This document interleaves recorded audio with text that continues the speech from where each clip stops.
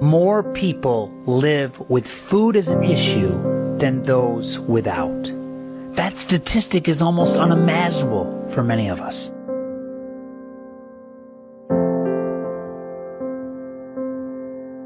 But it became clear to me during a recent trip to Kibera, one of the world's largest slums in Nairobi, Kenya.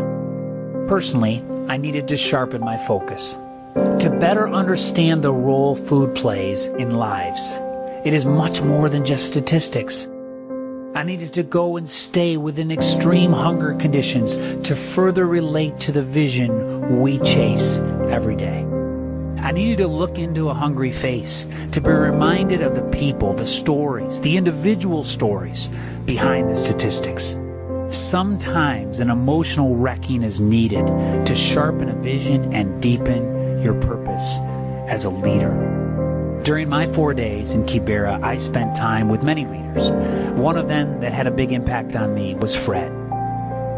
What I saw was indescribable in my first few days. And while standing on a rise, looking out on the rows and rows of tin roof shacks that housed thousands, I was struck by the unspeakable nature of the scene. And just then, Fred opened my eyes to one of my first reflections from this trip. He emphasized how common that picture is.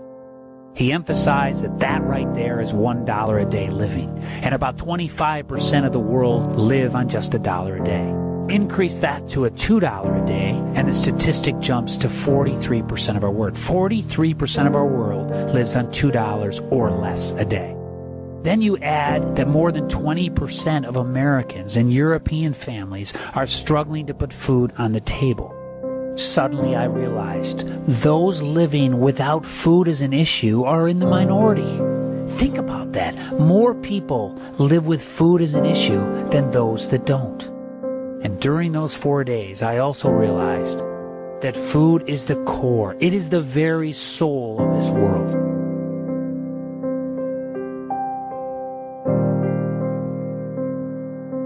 Food is the foundation from which everything is built. And without the foundation, the beginning of how everything is actually lost. We've all seen images of the effects hunger has on the body. But what overwhelmed me was the damage and the impact hunger has emotionally. I learned this from my friend Wilson, that I went and spent time with him and his family in his home. And Wilson, through his life and his stories, explained to me the ripple effect of hunger and what it does through a life. Families, communities, even nations ripped apart when the breakdown of food happens. See, food does much more than just meet physical needs. The damage truly occurs when it moves beyond a physical breakdown to an emotional one. And the emotional one is much greater than the physical one. It starts with the loss of hope for a better future. And it is compounded by the inability to provide for your children. Dignity, a big word, but dignity is torn away by looking in the eyes of your malnourished child. Can you just imagine? I saw Wilson do this with his daughter Harriet. And the mental breakdown follows, and without food, you can't think straight. You can't think about solutions, which leads to a breakdown of systems. Finally, when parents can no longer handle seeing their kids starving, it leads to a potential life breakdown. Wilson was left caring for his young children after his wife left. The statistics can be overwhelming. Feeding billions of hungry people seems impossible, but it all starts with a single life. It starts with exposure, which sharpens our vision for the solution. This leads to another reflection that I had, and that was seeing the faces and hearing the stories. Man, the stories were so impactful, and they help us see beyond the statistics to the individual lives.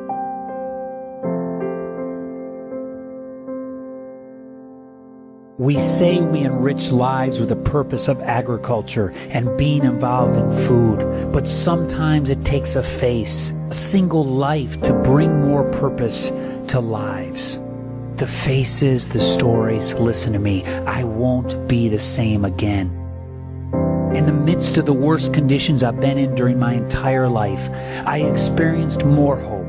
I heard more dreams. I felt more love. I met with more cause-centered leaders and witnessed deeper faith than any time in my life.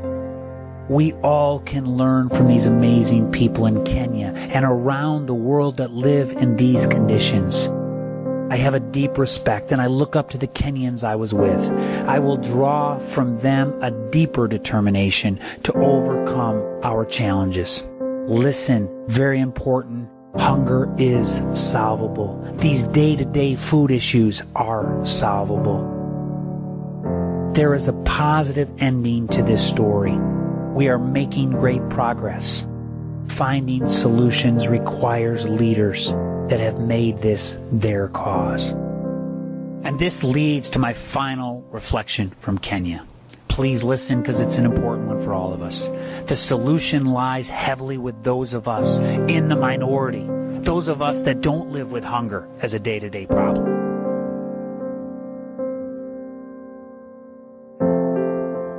It has to start with you and me, with people that have enough to eat each day. We have a big responsibility. The work we do in the food industry and for this company moves us closer to a solution each day, and we can't give up. Making safe, affordable, abundant food a reality is the greatest challenge of our century. It is solvable. We're making progress. That's why the work you do every day is so important.